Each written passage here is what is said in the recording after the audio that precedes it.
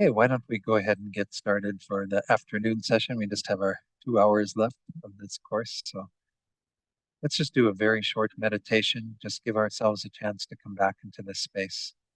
And I'll give you a few thoughts to work with after we just spend a minute or two focusing on the breath. So again, just pay attention to the breath in whatever way suits your mind. Just trying to keep your awareness with the breath. And when the mind wanders, return the mind back to the breath.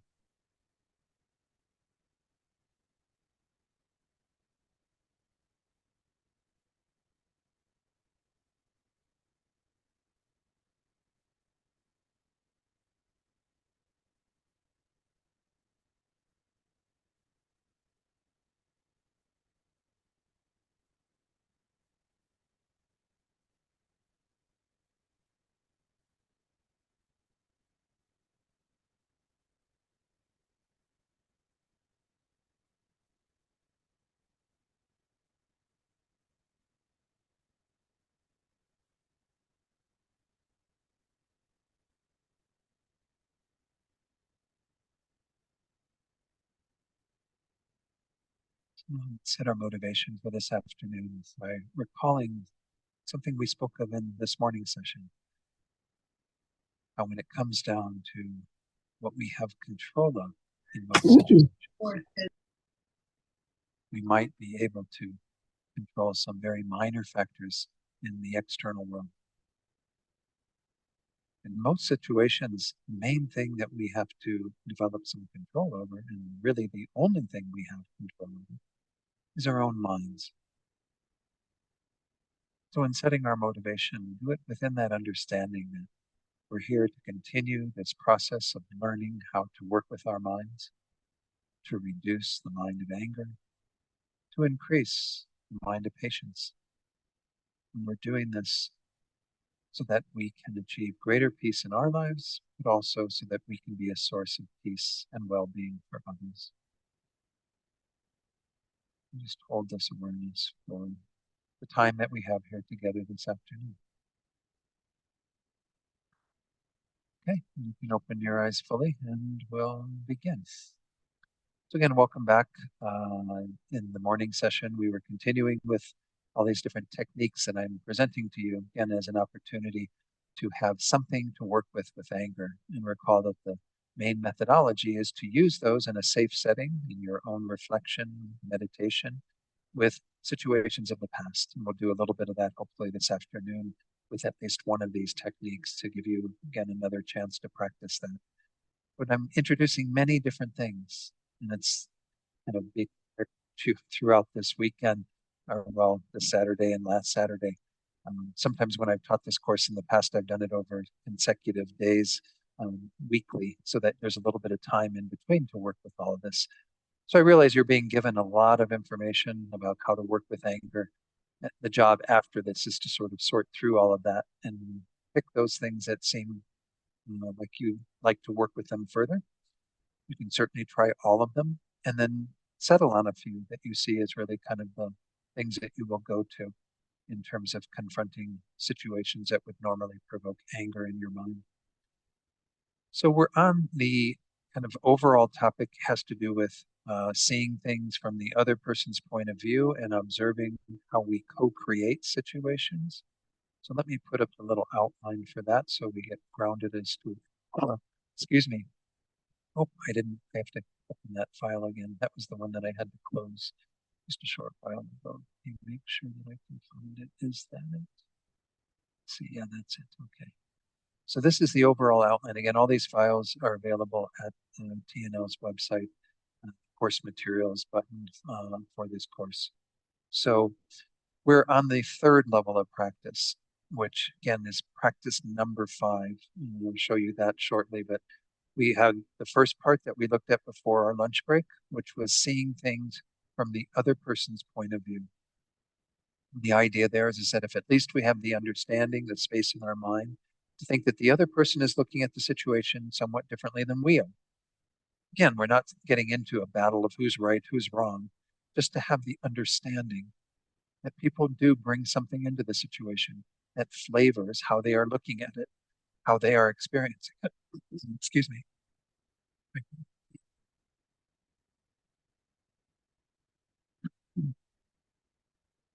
Okay. And the second part that we're going to work with now is observing how we co-create situations, that we tend to put the onus on the other person, but actually we are a factor in creating that. Now, we've already spoken to this to some degree with the topic of karma, because there it's definitely something that we co-create through the force of our own past actions. We are then experiencing an interaction with that person or with whatever is going on that is suffering from this. We're not talking about that level here. We're talking about a much coarser level. The fact that when we come into a situation, we're often bringing stuff with us or acting in particular ways that might be problematic for other people. Oftentimes we're kind of blind to our own deficiencies, our own faults. Something we have our own blind spots, right? They use that phrase. Things that we're not aware of that may be a part of our persona that is potentially triggering things for other people. Or we might be saying and doing things that are not necessarily being perceived in the same way that we are intending them, right?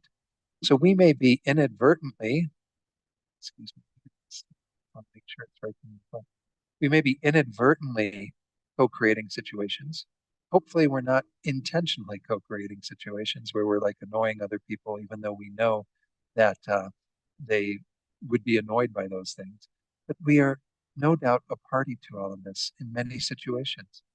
We're playing some role and maybe even aggravating the situation through our own obstinacy or whatever the case might be. So let's look at the readings that pertain to this. And you have also a file of readings. This is, I don't know what page we're on now, like page 15 of the readings. And this is this section that is called Regarding Examining How We Co-Create Situations, which, by the way, when I put it on the practice, I didn't use that exact same title. So it might be a little disorienting when you go to the practice, but I'll show you that in a moment. So Venerable Chodron says, another technique to counteract anger is to examine how we become involved in difficult situations. Often we feel we are the innocent victim of unfair people or circumstances. Poor me, I'm innocent. I didn't do anything, and now this nasty person is taking advantage of me. Those thoughts might be something that would come up pretty easily for many of us. Other people don't make us into a victim. By getting angry, we make ourselves into one. This is kind of the first point that she makes, is this whole idea of being a victim and poor me. Well, that's your perspective. That's a perspective. We may be the object of another's anger or abuse, she says, but we needn't be the victim of it. Someone else may blame or harm us, but we become a victim and become trapped in a victim mentality only when we conceive of the situation in a certain way and get angry. The meaning of this is quite profound. Let's look at it in more depth, first using an example of two adults in conflict. So I'm going to go through this example. Sometimes I've been skipping over the examples. Whoops, sorry. Whoops. Okay. So she says, suppose our partner is upset with our behavior and lashes out at us. We often react by feeling, I didn't do anything. I'm getting dumped on unfairly. Is this interpretation of the experience accurate? In other words, can we begin to be open to the idea that perhaps we did something that has been a part of that we're blind to? Instead of immediately losing our temper and blaming the other person, let's recognize that the existence of this situation depends on many, including both the other person and ourselves, right? And it takes two to be involved in these things, right?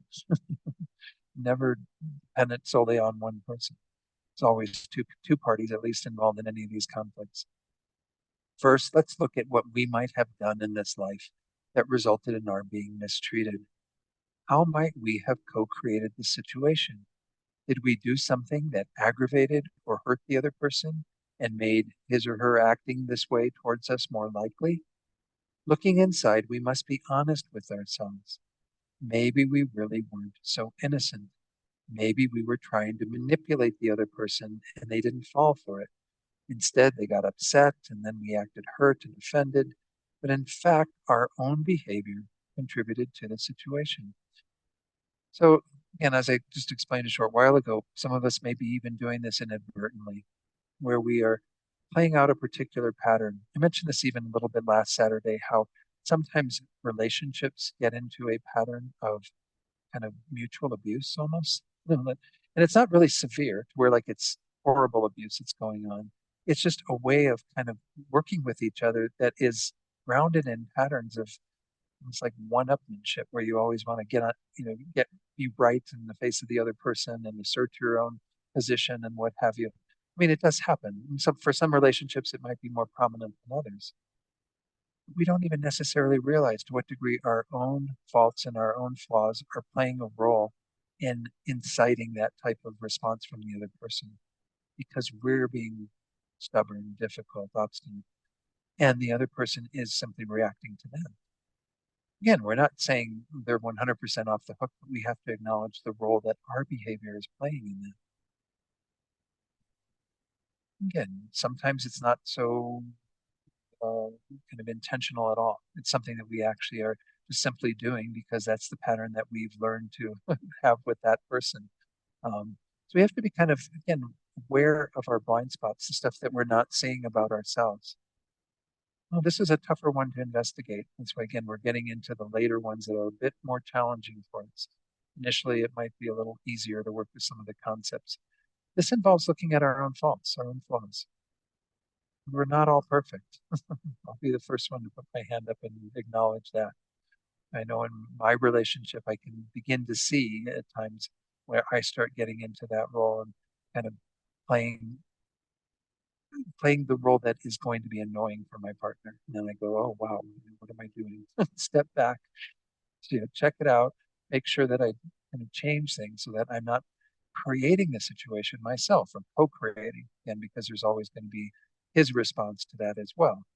So this is the challenge again, is to kind of be eyes wide open, not be blind to all of it.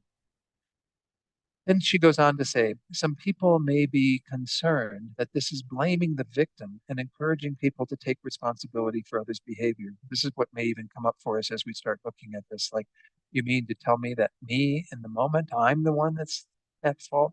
Like, and they're the ones that are yelling at me or doing something. But that's not necessarily what we're saying here. She says it isn't. For example, a woman may have done something innocently or intentionally that annoyed her husband. But it isn't her fault if he beats her, right? I mean, this is right from the get-go. We have to be very clear about that. We're not saying that the person who is the victim, to use that word, of the actions of beating, abusing, and what have you, that's their fault. That they're kind of the one that is to be responsible for the behavior of the husband in this case. As it says there, his unacceptable and cruel behavior is his responsibility. However, if she can look at the situation from a wide perspective, she may notice that in some instances her behaviors trigger his. This empowers her to avoid those behaviors and thus to avoid finding herself in similar unpleasant situations in the future. And again, I see this myself with my relationship. If I don't go to those places, if I check my own pride or attitude or whatever, then I'm not setting myself up for that type of a response. Yeah, and we're not at the point of extreme abuse going on. We're talking about those situations. It's a very different ballgame, as I mentioned last Saturday when we talked about that as well. So again, this empowering ourselves because we see that maybe we're playing a role in exacerbating the situation. Continuing again about 7 lines down or so in that paragraph, in many instances, the husband may react violently no matter what she does. This is true in some relationships, right? The partner will be not reacting to what the other person is doing, just that's their behavior that they're deeply ingrained into and habitually doing. In these cases, she may recognize that her own emotional attachment and dependency keep her in a harmful situation. This then empowers her to counteract them and free herself from an injurious relationship. And a lot of people have this experience. Again, I'm not an expert in domestic violence or anything, but often that's the case of people who are so attached and dependent upon that person that they won't break themselves out of that pattern. Where you have somebody who is not doing that on the basis of what you're doing, that's just their behavior that they keep acting out again and again. So to finish this paragraph, by acknowledging her misdirected motivation, she will become more aware when forming relationships, and to the best of her ability will create healthier ones in the future. So again, we're not talking, so this idea of blaming the victim isn't really what we're saying here.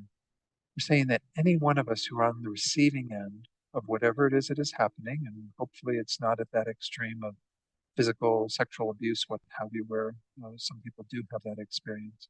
But whatever it is that we're experiencing, we can look at, am I co-creating the situation? Is it something that particular behaviors and ways of my being are actually causing that conflict to erupt and to be more dangerous for myself as well as for the other person? And just be honest with ourselves. And if that's the case, well, then why are we holding on to those behaviors? Do a deeper investigation. What is it that causes me to be that way in the face of them and to then compound the suffering? But if it is a situation where somebody is continually abusing somebody and it doesn't have anything to do with what that person is doing, they've done the investigation and it's not something that that person who is the victim is actually creating, co-creating, then again, it's another situation that requires a deeper investigation as to, well, then why do I continue to be involved in that? And the Buddha doesn't say you have to stay involved in an abusive relationship. That's not words that are coming out of any sort of Buddhist advice manual. The Buddha is saying, yes, if you have difficult, suffering situations, as we've been examining over this entire course, see them as learning opportunities. See them as something that you can maybe gain some deeper practice from. But the Buddha isn't saying you have to stay in that situation and learn what you can at the time and then move on. You've learned the lesson, time for something else. So again, as I emphasized last Saturday when we began talking about some of these sorts of issues, I still would encourage anybody who's in any abusive relationship that you feel has become problematic to not just simply use it as a means of your practice, but perhaps to discuss with someone whose advice you feel comfortable taking and hearing from them. Actually sit down with a spiritual advisor of some sort and discuss it and actually see if you can gain another perspective from someone else who isn't in a relationship that can maybe help point out some of these things.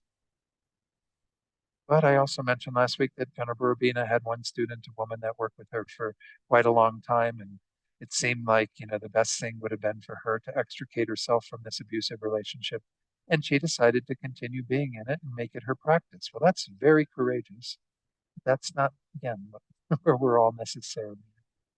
So the co-creation of situations is simply acknowledging that this perceiving ourselves as an innocent victim may not be the full picture.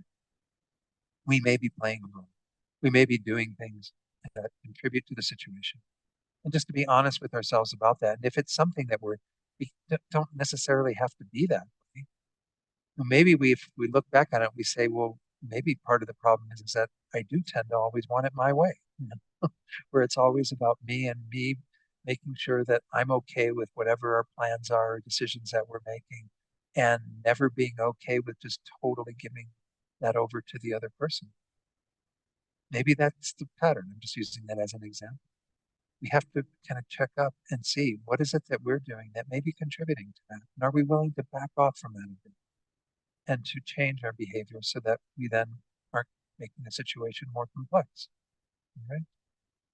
Let's finish off this section with what Venerable Chodron says next. She says, examining the role our behavior plays or played in the evolution of a bad situation doesn't mean blaming ourselves for things that aren't our responsibility and feeling guilty as a result.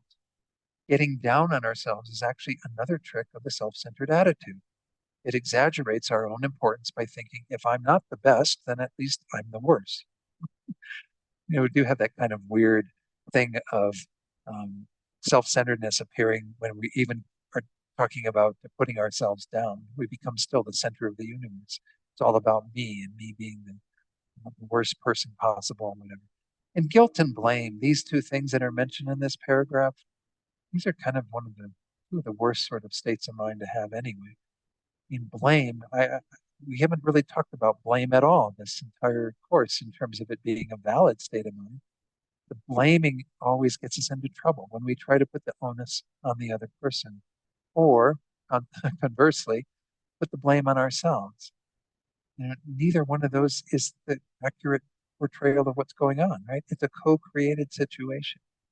And when we talk about karma, as we did earlier, we see that there's this other force that's playing a role under the surface that is causing things to coalesce and come together right now. So don't even think in terms of blame. Think of, okay, this is a situation that we've co-created. How do we resolve it? How do we move forward? Guilt is it's kind of interesting. As I understand it, I don't know Tibetan that well, Tibetan language, but as I understand it, there's no word for guilt in Tibetan. It just doesn't exist. This is a Western concept that we've created. Kind of guilt is where you think I've done something bad. And if you stop there, well, that's okay. I mean, it's acknowledged to, it's good to acknowledge when we've done something that hasn't been so wholesome or helpful. But we go on then with the mind of guilt to think, and I'm a horrible person because of that. I'm just the worst. I'm awful. I'm terrible.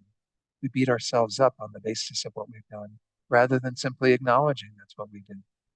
So again, watch these mindsets, particularly when we're working with this idea of co-creating situations. If you're taking onus for the role that you play in creating a situation, that doesn't mean that you then are a horrible person. Not a horrible person. You're a person like everyone else, struggling with their mind, trying to do the best that they can. Don't think that you're the worst of the worst or whatever the case may be. We generally frame unfortunate or painful circumstances in terms of blame. Either we or the other party is to blame. Fault and blame are very harsh words in our culture. They imply being evil and guilty. This way of conceiving situations leads to a dead end. If we blame the other, we become angry, outraged, and vindictive. If we blame ourselves, we become depressed and self-destructive. It's impossible to heal when we're caught up in blaming. So again, she's just emphasizing what I just mentioned. And in addition, blaming oversimplifies a complex situation. While every situation arises from a multiplicity of causes and conditions. Again, that concept in Buddhism of interdependence. Blaming makes it look like only one cause exists. Take it off screen here for a moment. Just a little commentary on, in the United States, we have a big problem with gun violence, right? But there tends to be a kind of way of approaching the problem to say if we fix one thing, then the problem will go away. But the reality is that it's a multifaceted problem, right, with many different dimensions to it. On one side, you have people saying, well, if we have more mental health care for all the people who end up getting guns who are mentally unbalanced and use them in violent ways, then we'll fix the problem. On the other side, you might have people saying, well, if we get rid of the guns, or at least have less access to guns and certain types of guns and blah, blah, blah, blah, then that's the problem that needs to be fixed and we'll be fine. We don't recognize that there's many, many factors that play a role. Now, I'm not saying don't do something about the problem. You have to identify all the things that are playing a role, but don't have this mind that thinks that if I fix one thing, I'm going to fix the entire problem. It generally is not the case. Maybe there are those rare situations where you can do that. But for most problems, a number of factors that play a role. So if we blame the other person, she says, we give them more power than they actually have. For by themselves alone, they cannot cause such damage. They can do so only in the context of a situation in which many other people, ourselves included, participate. Similarly, if we blame ourselves, we make ourselves more important than we actually are. People often do this by saying, for example, oh, the marriage ended because I wasn't loving enough, or the project failed because I botched it up. Unfortunately, we have to realize that we aren't so powerful that we can cause everything to go wrong all by ourselves. Again, I'm not saying that there aren't ever situations where that's the case, but it's more likely that there are many factors involved. To take all that on ourselves and think that we're that powerful we can actually make or break these things is probably not accurate because many other things can play a role. And then she finally says framing situations in terms of blame is both inaccurate then and useless. Rather, in each situation, we need to evaluate which factors are our responsibility, things that we can say, okay, yes, I didn't do that, I didn't do this. But what other people are involved, they played a role in creating that too. What were their responsibility that they didn't live up to? Yeah, not that we're going to start blaming them in that way. We just acknowledge that these things are co-created. This involves clearly reflecting on the situation without exaggerating either our own or others' power or importance. In this way, we will observe the factors that we contributed, make amends for them, and try to avoid them in the future. We will also discern which factors others contributed. And although we may not condone their actions, we can feel compassion for their confusion. That's where we're going to go in the next section, is looking at compassion for others. This is kind of a big one, to really see the complexity of situations and the fact that things come from a variety of causes and conditions. Here too, I'm going to share a little bit. I realize I've got a lot of material to cover in about an hour remaining, maybe a little bit more than that, an hour and a half, but oh, we just got a half hour. That's great. But I want to share one more piece that comes out of some of the nonviolence work that I've been doing in this training that I mentioned this morning and last week as well. And that's to kind of understand too, not just for ourselves, but also for others, the variety of ways in which violence, we're using violence here as an extension of anger, right? The mind of anger creates violence generally. Violence can come from other things, attachment or other delusions, but usually there's a mind of anger involved somewhere. Looking at how violence has many different levels and components to it. I'm going to share this on the screen and I'll talk about it a little bit, but this is what's called the triangle of violence. I can't remember the man's name who kind of came up with this whole design of this triangle. What we see in regard to violence at the top there, the direct violence, this is what we tend to call violence. You know, we talk about violence in our cities and whatever, we tend to see it as something involving physical, sexual, verbal, digital, meaning on the computer, psychological, economic, violence against things, violence against nature. These are the things that we tend to identify as violence in our culture pretty easily, right? Because that's the surface stuff. It's visible. It is something that we can point to and saying, and usually this is where we are aiming our intentions when we talk about nonviolence. We talk about counteracting violence in our world. What we see underneath that is invisible, though, is equally a part of creating violence and thereby a part of creating anger in our lives.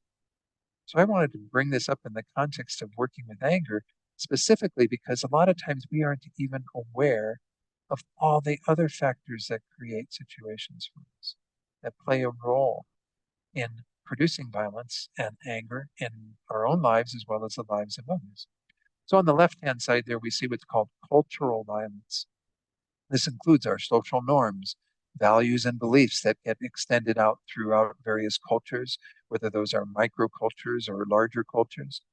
Empirical and formal science, art, language, education, religion, ideology, various isms, paradigms, worldviews. And I won't go into discussing all of those, but the idea is that culturally, there are sometimes factors that contribute to violence.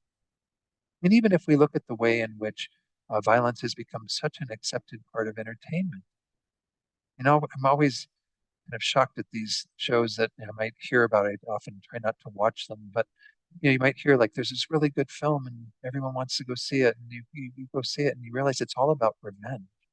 There's a lot of revenge films out there that are just about somebody who, you know, decides that they're going to get back at somebody who wronged them in such a horrific way. And everyone claps at the end like this is some big victory that's occurred, right? I mean, it's a form of cultural violence. We are taught to some degree to buy into things that are about the little person, the victim, the wounded person getting back at the horrible whatever that wounded them, that caused them all this pain and suffering. And we have a lot of things that creep into our culture that feed feelings of anger. I was talking this morning about the 2016 election and whatever, all the stuff that occurred that caused a huge swing in politics in this country and what have you. And there's a lot of cultural stuff that fed into that, right? Ways of looking at things, and even what's going on in our landscape here in America right now around a lot of the anti-wokeism and all this various stuff. When cultural norms go through a process of changing, there's often reactions to that. There's often people who take offense at the way that cultures have been set up to be somewhat exclusive even. So again, I think we have to be aware of that's another kind of pot in which a lot of these feelings of anger get stirred up. The last one, structural. This is a really big one. I haven't read this book. One of my friends told me about this book called Caste. Isabel Wilkinson, I think is her name. It's supposed to be really quite good. To look at the idea that, we've been blind to what has been the source. I think the subtitle of the book is the source of our discontents or something. I don't know, we have that phrase. But anyway, we don't recognize how much there's a caste structure still in this country. Structural violence, repression and exploitation, social and ecological injustice, rich-poor gap, both global and national, legal frameworks, financial system, access to resources, services, justice. This is one that is kind of embedded within a culture where oftentimes, again, we become blind to it. We just think that's the way it is. And if you're in the group that is benefited by the structural systems, then you don't notice it even more, right?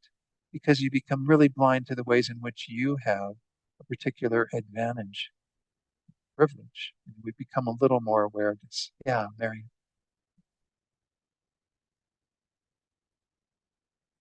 Oh, yes, yes. Thanks for mentioning that, Mary. Did you have more to say on that? I'll mention it on the Zoom for the Zoom folks, but there's a movie called Origins that is based on this book cast by Isabel Wilkinson. Um, Again, these are things that, as I said, if you are in the part of culture that benefits from these structures that support your well-being, you don't often notice what it's like for people who are disadvantaged by those structural elements. It's a form of violence. Violence in a very broad definition. Again, we tend to think violence is direct violence. That's good to start with and to stop, because direct violence is horrible in terms of what it's doing in our world. So many people dying of violence and guns, by wars, by what's all happening even in our climate, what have you. But there's a deeper level of violence that is kind of part of the system, the cultural system, the structural system, that we have to be aware of. And those things do play a role, and especially if we're having a confrontation with somebody who is feeling the effects of those to a greater degree than what we are, that may be another factor that we need to take into consideration. Where that person is coming from in terms of their life experience might be very, very different. I'm just throwing this out there because I think we do tend to be blind to a lot of what's going on in our world. We live our lives with our little narrow range of how we're looking at things and seeing things, and we don't often open up to other influences that can actually be having a big impact on our lives. I think in 2016 in the United States, they had a huge impact. Cultural, structural violence, in a sense, that ended up with a lot of people feeling disenfranchised and a lot of people making their vote a product of that. Again, didn't come from nowhere. It came from a variety of factors. I'm not, again, putting a value judgment on it, good, bad, right, wrong, just an understanding that this is what's going on. So I like this, and actually in our little nonviolence workshop, we don't get a chance to even work with it so much other than having an understanding that there are these other dimensions of violence. But I'm presenting them here as factors that do contribute to those people we might have interactions with that are challenging, as well as they might even be influencing us. Many of us listening who go, yeah, I mean, I can see how that's caused me to maybe have a different perspective of life in this country or in this world because of things that are there culturally and structurally. Maybe check in if there are any questions on that. Any questions or comments on that? Or anything. I find it a really intriguing concept. Um, so I hope there was some benefit to contribute, kind of adding that to the course here for today. So let's go to the last little bit on this idea of co-creating situations, which is just to briefly look at the practice for this. And this was, I think, practice number 5, is it? Yeah, where we put both of these together, seeing others' viewpoints and examining how situations are co-created. And the questions that I'm encouraging you, again, you can add questions to these. Don't think that if you find that there's a question that I didn't introduce as part of this that is more relevant for you, or even changing the wording of these, feel free to do that. Again, for some reason, I don't remember why I did this. I put a different label on this part rather than seeing the situation as co-created. I elaborated it as being understanding the factors involved in the situation. First, is it possible that you are playing some role in creating this situation with the other person? I'd say probably most of the times that's pretty likely. Are your behaviors or views involved in the conflict? You, the way you've acted, the views that you have, the way in which you perceive the other person, yourself, whatever, are these all involved in creating conflict with this other person? If so, can you take responsibility for those factors from your own side and act accordingly in response to the situation? And do so without blaming yourself or feeling guilty. We talked about that. That's not helpful. We have to have some humility in this and say, yes, I mean, I admit my way of looking at things is part of the conflict because I get really stubborn and then I'm not able to hear the other point of view and I'm not able to see what your needs are and da da da da. Number 3, can you determine other factors that may be contributing to the situation? And here's where you might even use that idea of other areas of violence or um, things that don't appear as just to everyone, structural, cultural. Where does that come from? Why, are there other factors playing a role? Which factors are under your control? Which are under the control of the other person? And which can neither of you control? That's a huge investigation if we actually get into it, but at least to kind of get into this idea that we have many things playing a role. Situations do not arise from just one thing. This is, of course, a truth that is pretty far-reaching in terms of the consequences of it. So it's impossible sometimes to fix a situation without that awareness of everything involved. But nonetheless, we still should be able to see, well, what aspects of it are under my control? What is it that I can do something about? And again, remember, doing something about it doesn't mean getting the other person to change. We talked about that this morning. Right? If you say, well, I know what I can do, I can get them to change their mind. Well, no, that's not the right answer. I don't want to be that black and white about it, but nonetheless, this is a case where I think you have to really say, well, is that the most fruitful use of your time and energy to try to change another person? Probably not. Best to change our own minds, change our own behaviors. What is it like if you do have a relationship like that where you can see that you're contributing to some of the conflict, you're contributing to some of the sore points for that person? Well, then what is it like for you to take onus of those things that you contribute and say, okay, I'm going to be different. And I'll bet you any money that if you start being different in the relationship, the other person will change too. Not that it's guaranteed or that, that's not why we do it necessarily is to get the other person to change. We change because we don't want that conflict to continue for our sake or for their sake. But if we do start behaving in different ways, most people react differently to them, respond differently to them. I don't know if anyone wants to speak to that, but I've certainly found it in my own relationship that when I become aware of my own faults, my own flaws, and start to be attentive to that in terms of how I interact with my partner, then he behaves very differently because I'm not setting up the target at every time, I'm not creating the trigger for him by behaving in a particular way. No, it doesn't make me a horrible person, doesn't make me feel guilty or blame myself or whatever. It just acknowledges that I'm a party to that. I'm creating that, co-creating. And not that it's all me, not that it's all him, it's a combination. And as I said, maybe even and many other factors playing a role that I might be somewhat blind to. All right, now we get into the really fun stuff. Not that that other stuff wasn't fun, um, but here's where we actually get to these kinds of sometimes when you study Buddhism more classically in terms of the Buddhist psychology, they often say that the antidote to like hatred or anger is love and compassion, right? And it kind of that when I first was hearing that advice when I was first starting to practice, I was like, wow, that's quite a leap. Like I'm going to go from hating this person, being angry and upset at this person, to like showering them with love and compassion. I mean, how do you do that? That's why I put it kind of lower on the list here and further in the course, is because even though that's the classic kind of antidote that is given to these states of mind, it's not easy to practice at all. How do we, particularly when we see people in our world who are engaged in a lot of harm, if we even look at Netanyahu and what's happening currently in Gaza, the Israeli response and everything, which, in worldly terms, many people see as totally valid and justifiable and everything. It's a perspective. But, when I see some of what he's doing and I really want to, you know, embrace him with love and compassion, you have to go through some steps to do that. You have to actually change how you are perceiving somebody who is doing something whose actions you oppose. Again, whether it be a political leader, whether it be somebody who you know personally, whether it be whoever. You know, people are doing actions, again, from their own conditioning. This is the one thing that we've already examined a little bit in this course.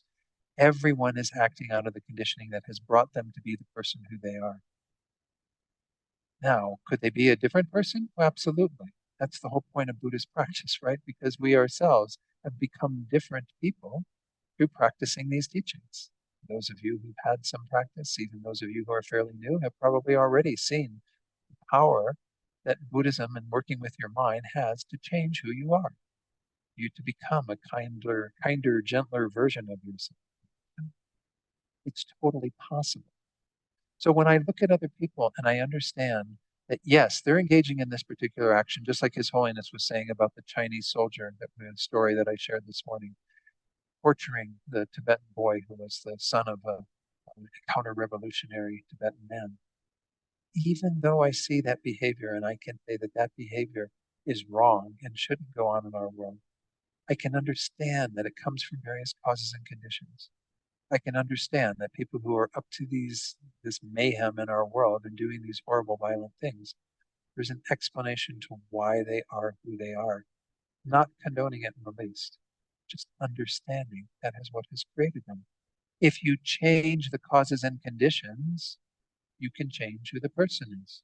Now, again, not everyone is capable of changing their own causes and conditions. Not everyone is capable of changing their mind necessarily in this life, but they all have that potential. This is what we call in Buddhism, we call this Buddha nature. We all have kind of a clear, pure mind that's at the core of our being. All of the garbage that is floating in our minds, all the anger and attachment and jealousy and greed and whatever, all these various things, these are there, they use this beautiful word, adventitiously.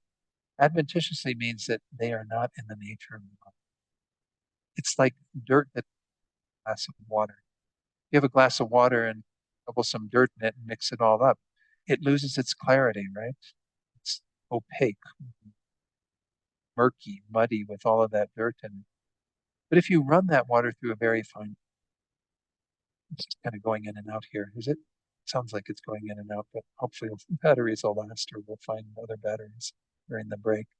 But that through a filter, then essentially you have the opportunity for the clarity of the water staying on here for everyone, because I know this is also part of people receiving the teachings at home. So this is the nature of our mind. Our mind has been fundamentally clear from the beginning. It's just had garbage in it. It has had stuff that pollutes the mind. And all of that can be removed. Of course, we are learning this weekend, or this Saturday and last Saturday, the techniques of kind of lessening it so that it becomes more manageable. We're going to get to the final teaching of today where we talk about the actual means of eliminating these delusions. That can be done according to Buddhist practice. It's much, much tougher to do, but we can at least weaken all of this and begin to see that at our core, we're fundamentally good. And that's true for Netanyahu and Biden and everyone in our country and everyone in this world. Every being has a mind that is fundamentally pure. So when we are seeing people misbehave, engaging in acts that harm us or harm others, we can understand that at the core of their being, that isn't who they are.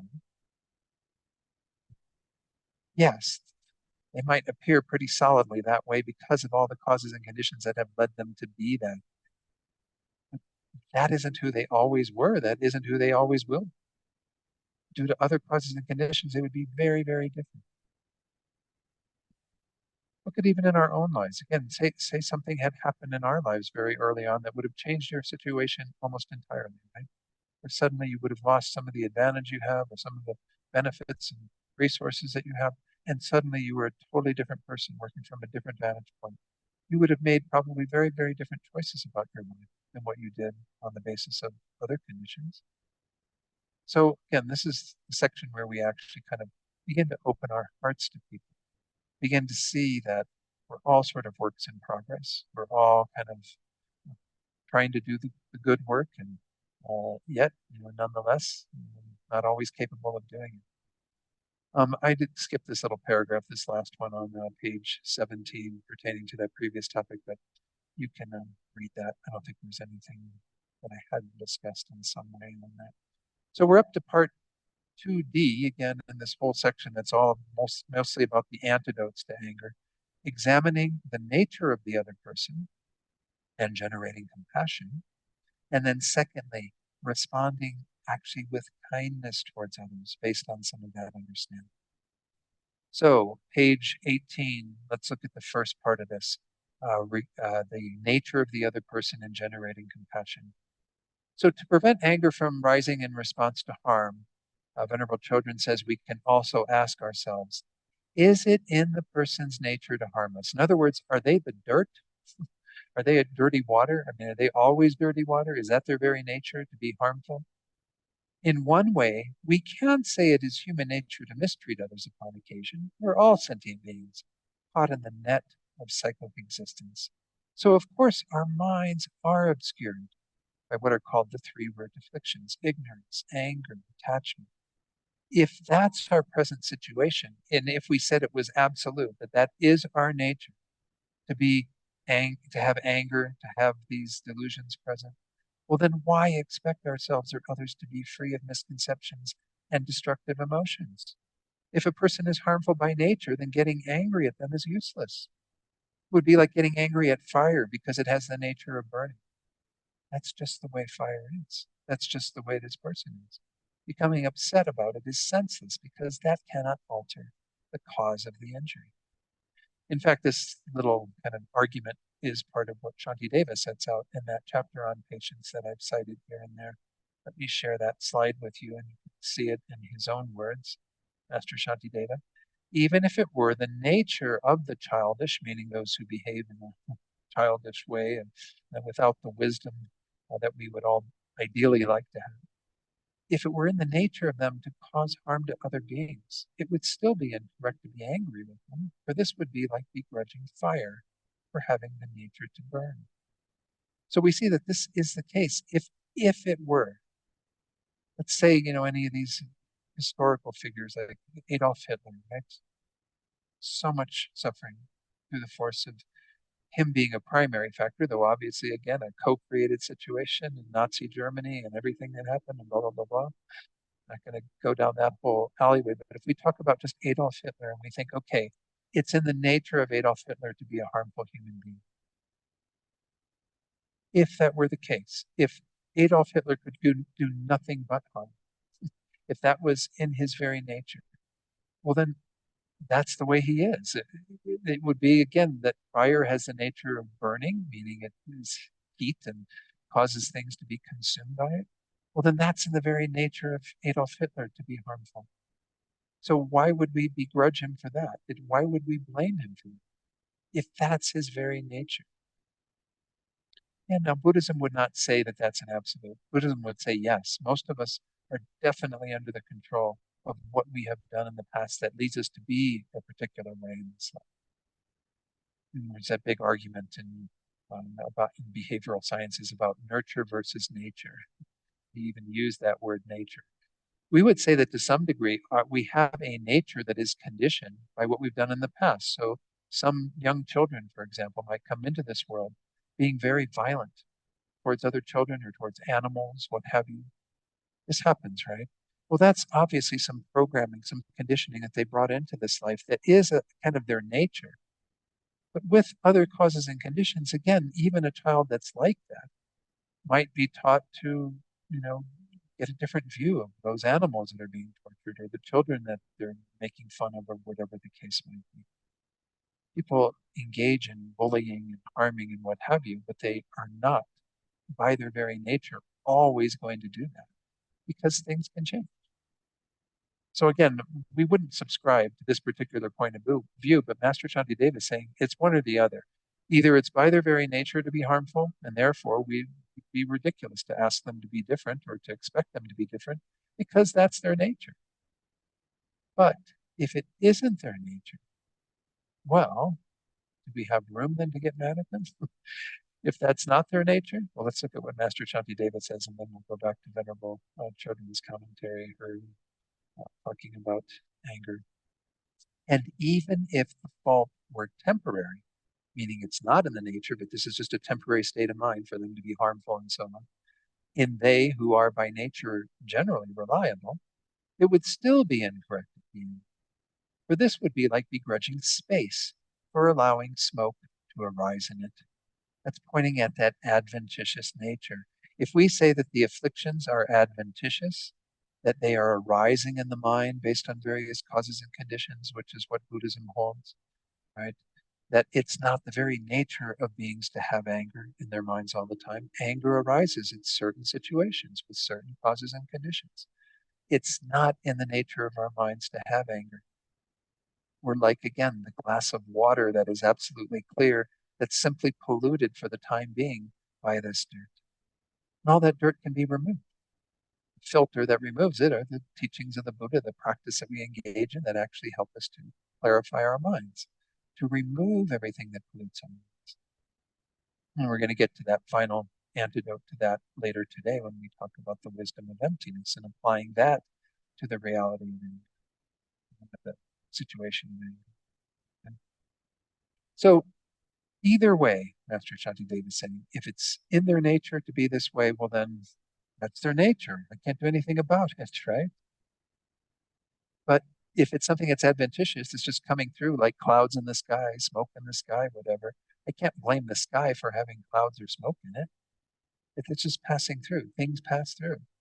Can I blame Adolf Hitler for having these thoughts of violence and so on that were perpetrated to so many people on the basis of primarily his mindset that then was adopted by so many other people and actions and all the what occurred? Again, at a very deep level, we can say that Adolf Hitler's mind is no different than our minds. It has that natural clarity. It has that purity. It has Buddha nature. It was more polluted, had more clouds in it. What I hope I have in my mind, right? I mean, I have the sorts of thoughts of genocide and whatever, all the various things that Adolf Hitler did, and wars and so on, all the again, violence and killing that was caused on the basis of these ideals that he held. But in his nature, very nature of his mind, it's identical to me. All these thoughts arising based on causes and conditions, and everything possibly changing. And if Adolf Hitler had met with different causes and conditions, he may have changed, right? It's not outside of the total possibility, realm of possibility. It just didn't happen. How unfortunate. Whenever we have people appearing in our world who do a lot of this sort of destruction, suffering, so many ways, pray that they meet different causes and conditions. This is what Lama Zopa Rinpoche would say when he would dedicate at the end of his teachings all the time. And he would pray for that person to find this path, to get bodhicitta, to That's how we should be praying for all of our quote, enemies, the people who we think about who are doing these things in our world or in our lives. May they find what will bring them true happiness and peace. It's the best thing that we can wish for them, the best thoughts we can hold for them. If they meet those causes and conditions, they'll transform. If, again, all the other conditions are conducive to that, some people become very deeply entrenched in certain ways of thinking, very hard to get them out of it. Look at ourselves. We struggle with getting our own minds out of the patterns that we've gotten into too many towards. So this is an understanding that begins to allow space for compassion. Because if we actually see that person as a product of all these causes and conditions and is suffering greatly because of it, because I'm sure it was not fun to be Adolf Hitler and to be in his mind state. I'm sure it's not fun for any of the folks who are, again, doing a lot of difficult stuff in our world that is causing harm and suffering to others, to be them, to endure that. And of course, karmically, they are going to suffer even more compounded suffering in the future because of the actions that they've engaged in. So compassion is the response to this type of understanding. When we see that this is what is going on, then we have more room for these types of attitudes.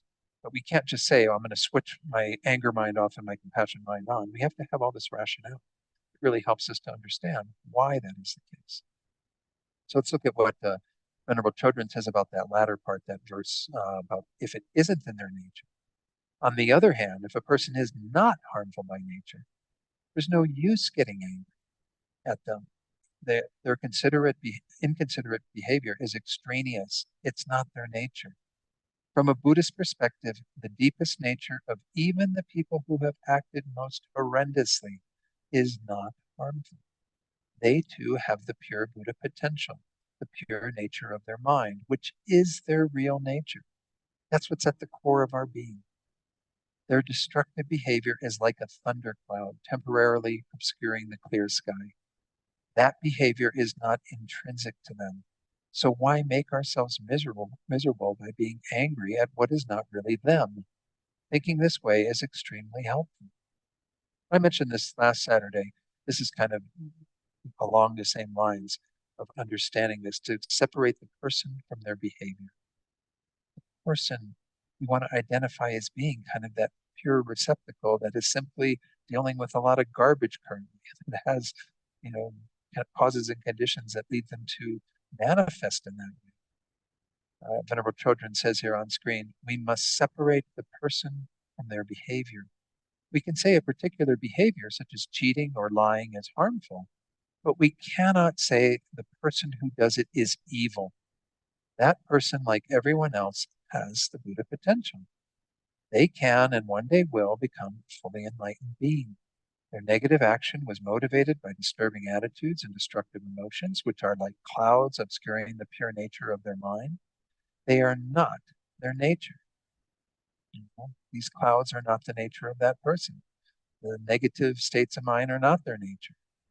And she says, neither they nor their actions define who they are as a human being. Sometimes a part of us feels comfortable categorizing people. She uses Adolf Hitler here as I was. Adolf Hitler was evil. End of discussion. But how do we feel inside when we label another living being as inherently evil? And what does that say for us when we err and harm others?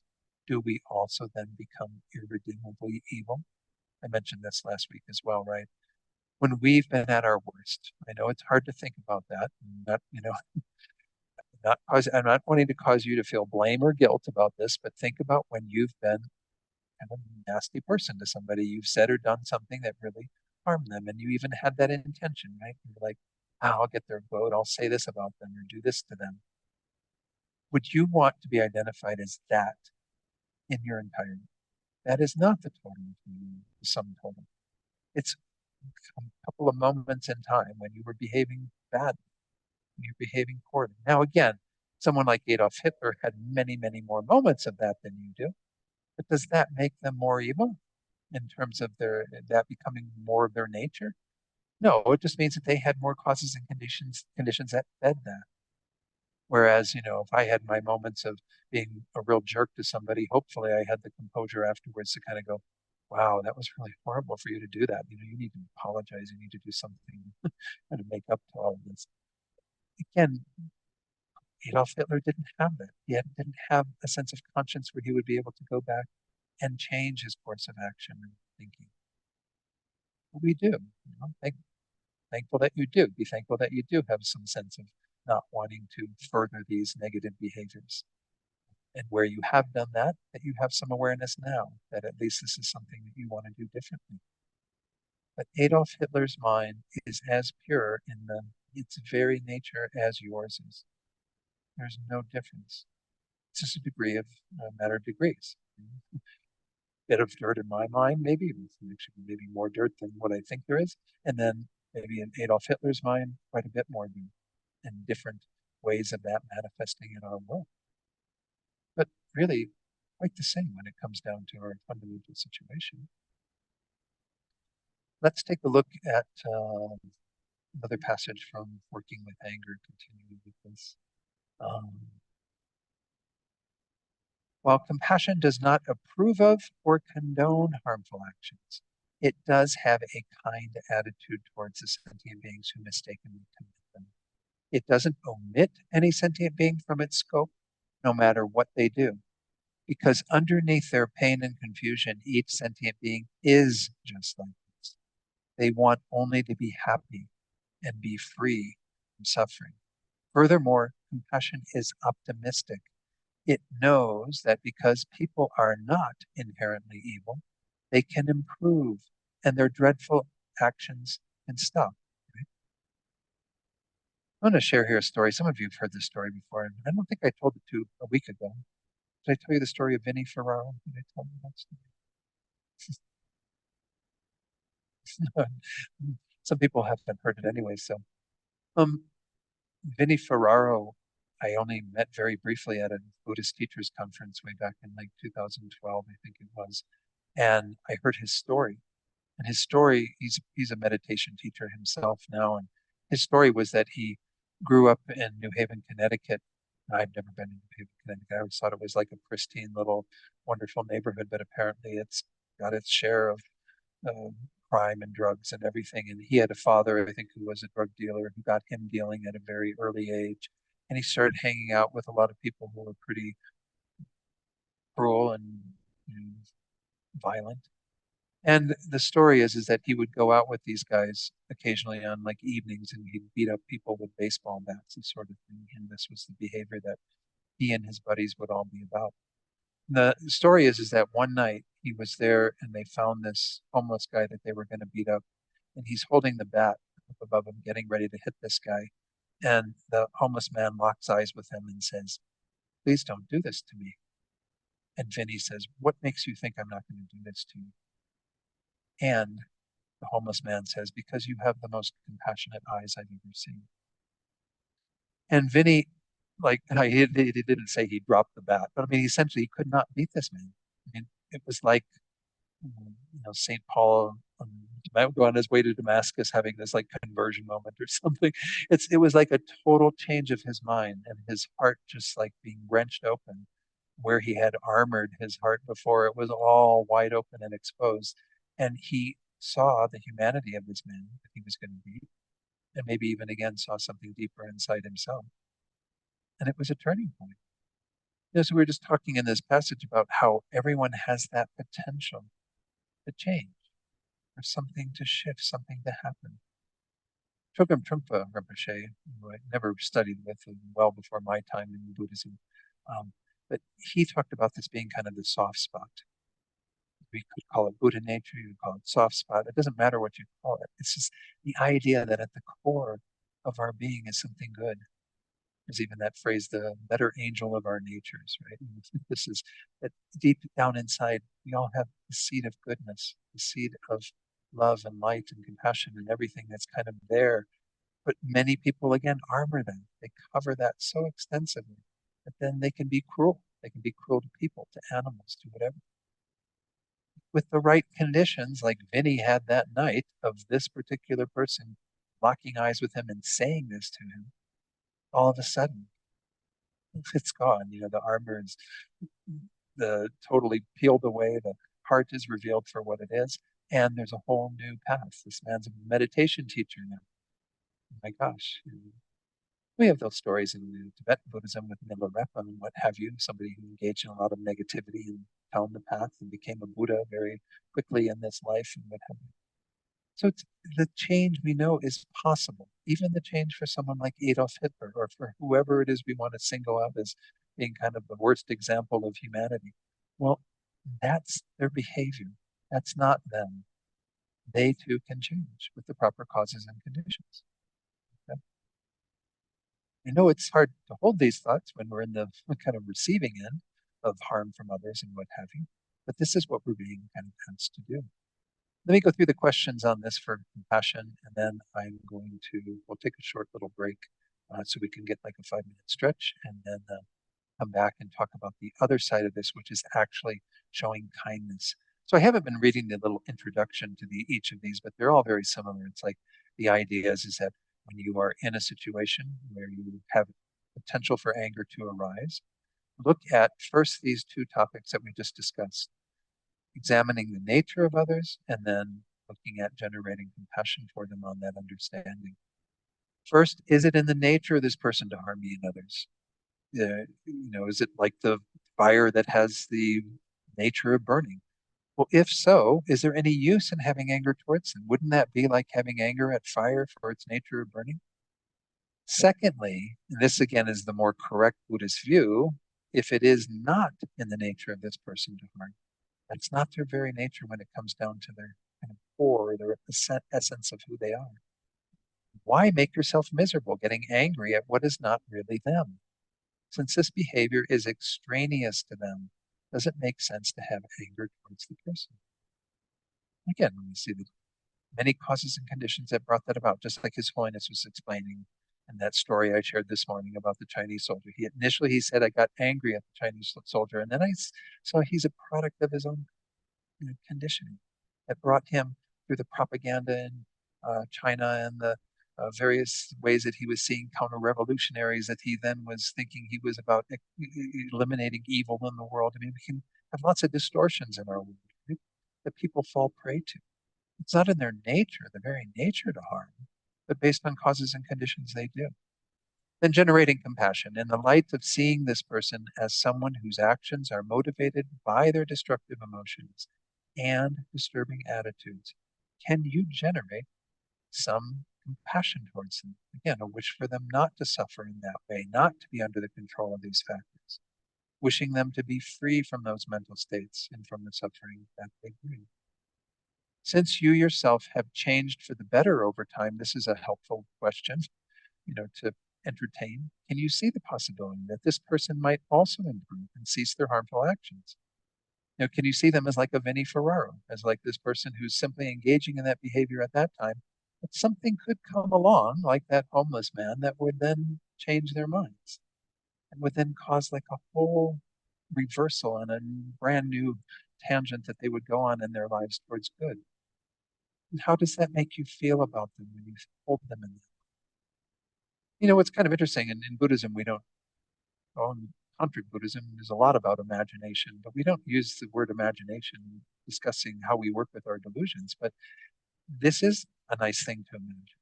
Imagine that that person who's harming you would have that wake up moment, that they would actually be able to see their deeper nature and get in touch with their soft spot, their heart. I mean, how wonderful. We can hold that thought and think about them in that way and generate a real genuine compassion, wishing for them to be free of all the craziness that they're having to endure with their minds so disturbed, and actually experiencing that, a whole opening and flourishing of their being by virtue of something that would shift and help them. And maybe we could be that for somebody. I'm not saying we all have that potential necessarily, but that is a possibility. I was talking earlier today, right, about how if we maybe start behaving in a slightly different way, sometimes people around us also change. We become more concerned about who they are. If we actually ask them, what do you need right now? How can I help you right now? Even though they're coming at us with anger. That may be something that actually changes them. You never know. How do we know? All right. If you do have some questions, hold on to them. When we come back, we'll first do a question or two, and then we'll go on to the other material. So about 5 minutes, right around 2:45 here in Santa Fe. Just take a stretch and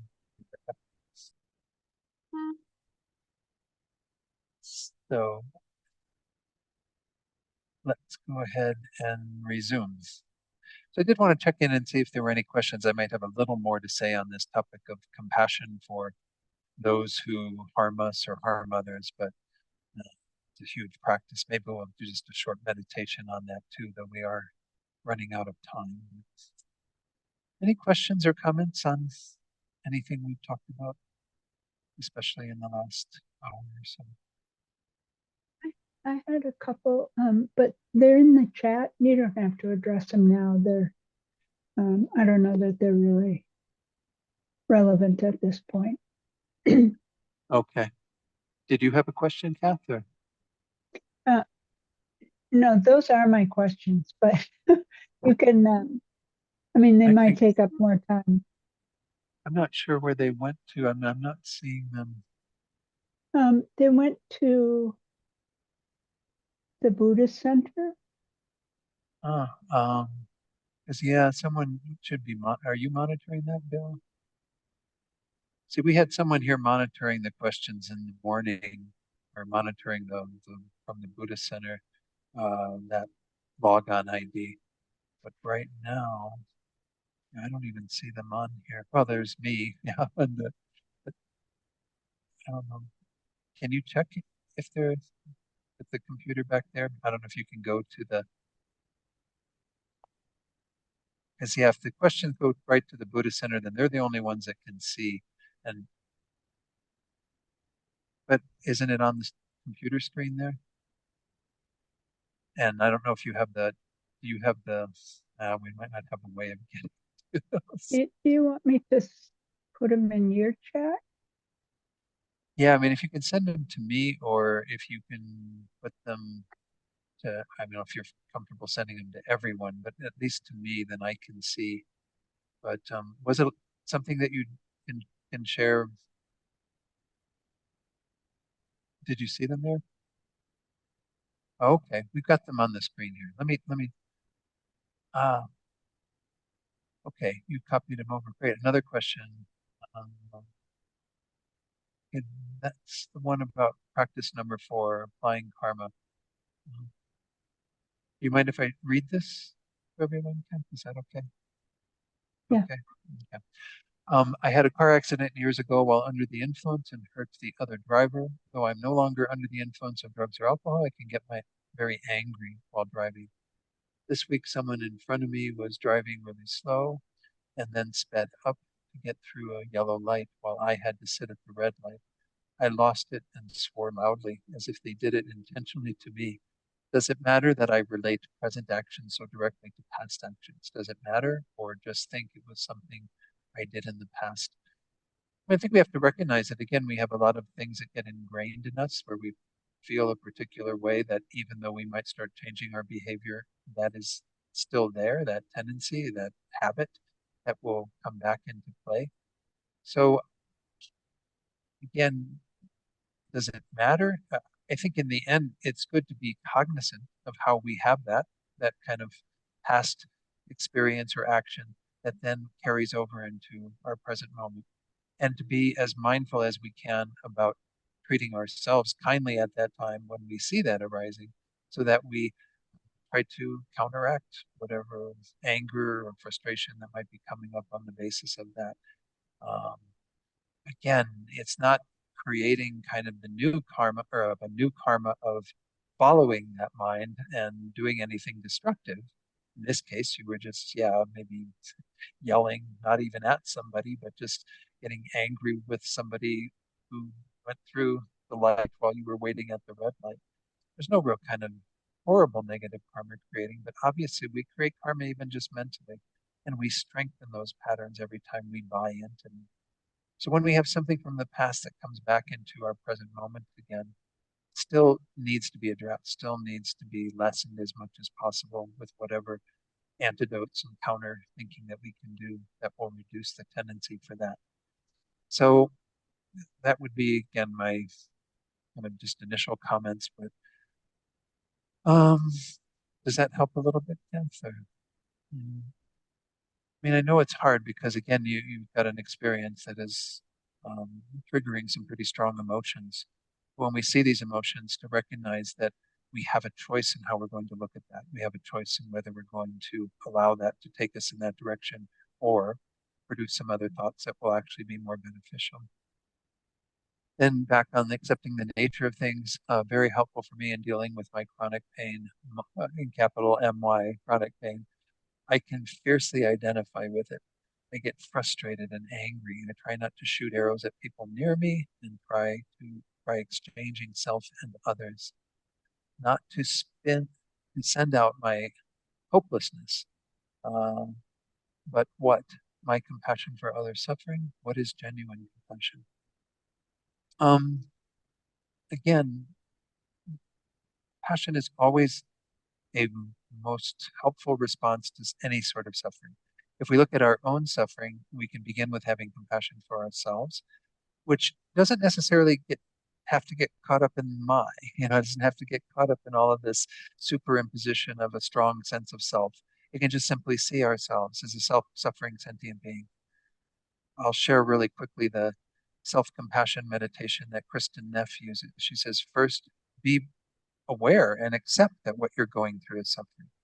Really think this is a moment of suffering, whether it be your chronic pain or whether it be whatever is going on. Accept that is, and call it that. I mean, don't stuff it and say no. This I'm just going to ignore this and try to be all altruistic. Recognize that this is something that is undesirable that you're going through. Secondly, recall that it's part of the human condition. This is where we kind of get out of that just thinking me, myself, and I. If we have that tendency to go to that place of the capital MY, chronic pain, we kind of open up to the reality that this is the human condition. That not everybody's probably dealing with the same pains that you're dealing with, but everyone is dealing with the unsatisfactory nature of samsara. Right? It's just what happens. And then thirdly, we start generating thoughts of compassion towards ourselves. And she uses a suggestion. Think about what you would say to somebody who is very dear to you, who's going through a similar pain or difficulty. You would say things like, "Oh, I really wish that wasn't happening for you. I really wish that you were free from this pain, that you were at ease without any difficulty." Whatever it is that you feel that you could say to that person, you say that to yourself. This keeps it from, again, getting too much about where we're just solely focused on ourselves. We see it as part of the greater human condition. We really embrace ourselves with compassion. So we are better trained to embrace others with compassion. And that's where, after we've done a fair amount of self-compassion, then we can begin to use our pain perhaps as a touchstone to generate compassion for others who are going through difficult times, especially similar to our own. Where often, this idea of you got in your comment, exchanging self and others is the practice of Tonglen, where we start thinking, okay, I'm going through this chronic pain right now. I'm having to endure this and suffer from this. May others, at least, may they not have to suffer because I'm taking that. I'm actually enduring that. If we can even think that I'm going to take their pain upon myself, that they don't have to experience it because I'm going to experience it for them. That's an even more courageous mind. But we want to try to use our suffering as a touchstone to get that others are suffering as well. And then we start generating compassion for them, for ourselves, for the whole world. And if we start understanding it as not just about this particular chronic pain, but about the greater condition that we are all in, of having to deal with suffering, you can make your compassion as immense as you want it to be. Go to all the various realms of existence, all the beings that are going through whatever they're going. So that practice, again, even with just what we just discussed around compassion for the perpetrator who's doing something that's harming you or harming others, compassion can be practiced in pretty much any venue or any situation. That's the idea of it, is to we accept that this is going on, and then we try to open our heart to embracing others with compassionate thoughts. But start with yourself. Every one of us is When I first came to Buddhism, I was really taken by all the teachings on compassion for others and seeing their suffering. But I was not wanting to look at my own suffering. I was not wanting to have compassion for myself. And if we don't have compassion for ourselves, they often say, well, how can we have it genuinely for others? Because we really have to get that that is something that is an experience that nobody wants, not just these other beings that I can look at through this lens of compassion, but myself, and really see that this is something I want to change for me.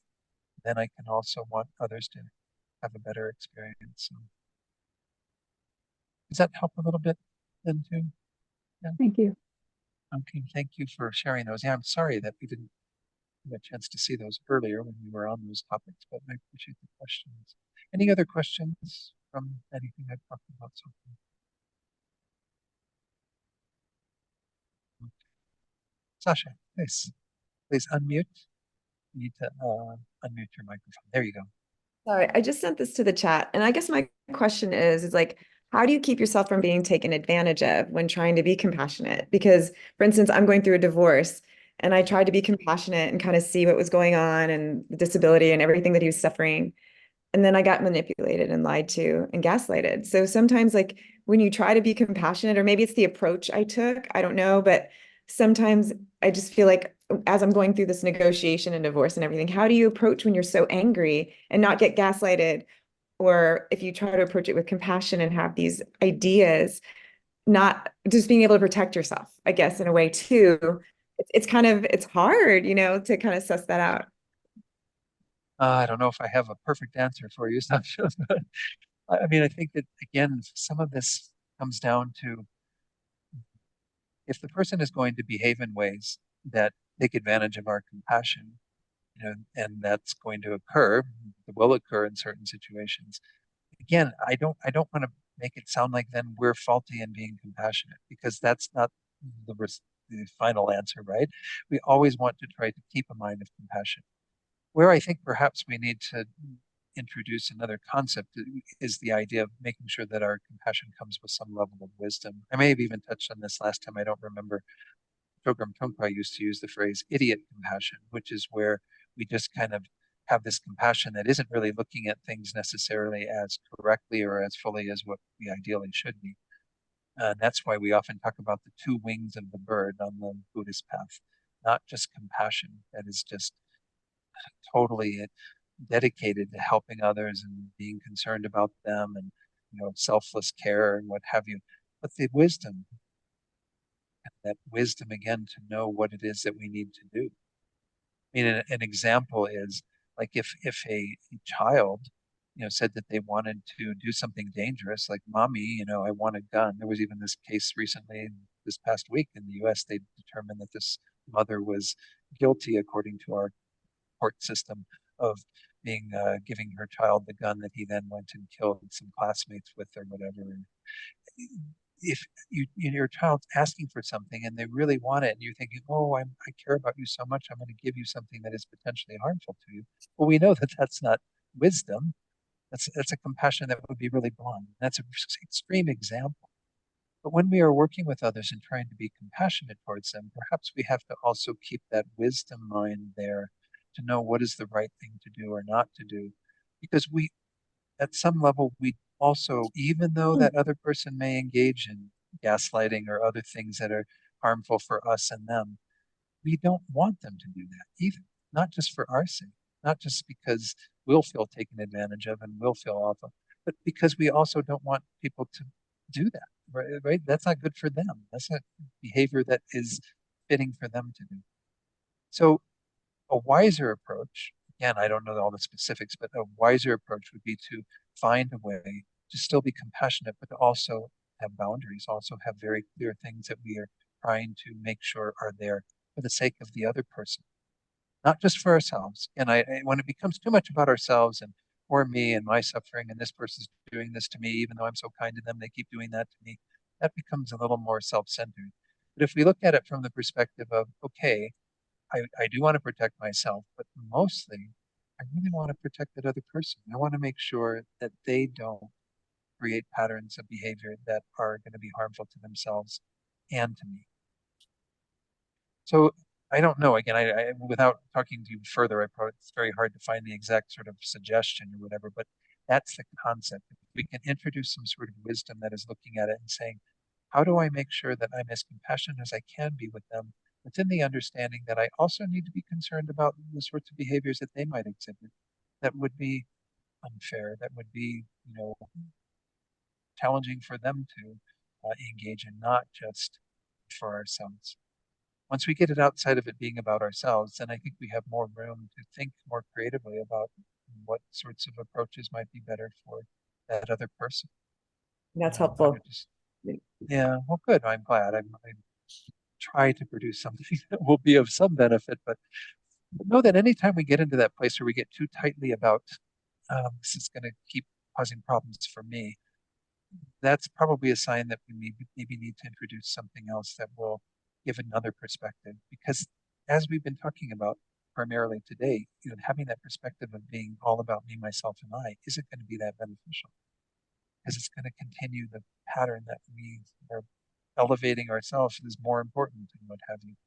But if we have a genuine concern for the other person, yes, we want everything to go smoothly with the separation and all the various things, but we are really concerned that we don't want them to engage in behavior that's harmful to them or to us. Then we come up with different solutions, with different ways of approaching it. And then Naga shared something that might be useful. I used to take a break and text my Buddhist teacher to stay calm and be compassionate during the divorce negotiations. That this is staying kind of calm, compassionate, again, but bring some wisdom into it. I have to say that being compassionate does not mean being a doormat. That is not the goal of being compassionate. Nonetheless, the more compassionate that we are together with the wisdom that we are able to apply means that we become even more beneficial towards others. We are even able to help them in ways that we can't currently. Again, because perhaps our compassion doesn't have that aspect of wisdom. Compassion is solely about just relegating ourselves to an inferior position without any real understanding of the situation. So, okay. I have another question that came in here. It looks like, let me pull the chat box. Or was that you? That was you, Sasha. Okay. No, that's not me. Somebody else. Okay, great. Thank you for sharing that. Yeah, I hope that was helpful. That was, thank you. And Jennifer shared, this is an example of true insanity, but the one thing that generates more uncontrollable anger in me than anything else is the computerized customer service phone menus that run you in circles and are actively designed to shunt you away from speaking to an actual human. I just had that experience recently. It was frustrating. I'm not angry at the computer, of course, though it can feel that way in the moment, but at the programmers and the administrators who hire them to create such frustrating and dysfunctional systems. What would be your approach to reducing and transforming anger in the moment as the moments of wasted time just keep adding up? Well, I think the first thing would be to say, oh, wow, this looks like a really good opportunity to practice patience. At least kind of embrace it in that lens of like, maybe like on a day when you feel particularly good, you say, oh, well, maybe it's nice to put something challenging in my life and call one of these service lines and get caught up in their endless round of being directed here or there and options that are all these automated voices. I don't know. I mean, there is some benefit to us actually saying, okay, well, this is what I'm dealing with. I'm doing business with a company that has this sort of mechanism for dealing with their customers. At least I can try to use it as a platform for practicing patience in a relatively safe environment, right? Because you're not talking to an actual person. You're not going to say something that you get off the phone and regret and go, wow, I wonder if I really ruined their day by, calling them a jerk for what it, that, you know what I'm saying. This is a kind of a benign situation. I'm just talking to an automated voice and whatever. But if we can see it as, okay, how do I work with my patients? How do I actually develop some understanding that, yes, there's programmers and people who are behind the scenes who put this all together, having some compassion for them must not be the greatest job in the world either, da da da da. But maybe at some point you do have to extricate yourself from that and find another way of getting your customer service. That's what I had to do eventually. Sometimes you just keep hitting zero, hoping that it goes to customer service, but some of them aren't programmed that way. So I don't know. Is there other suggestions from anyone else? Bill, were you gonna? Uh,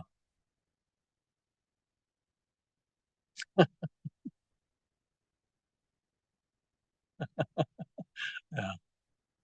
Bill was saying that if he's like waiting and there's an automated chain he's kind of caught up in or something, he uses that as an opportunity to clean and tidy up things on yeah, where my phone is in the desk and everything. I sometimes do that because you realize that you're caught up in something, you're just going to have to wait.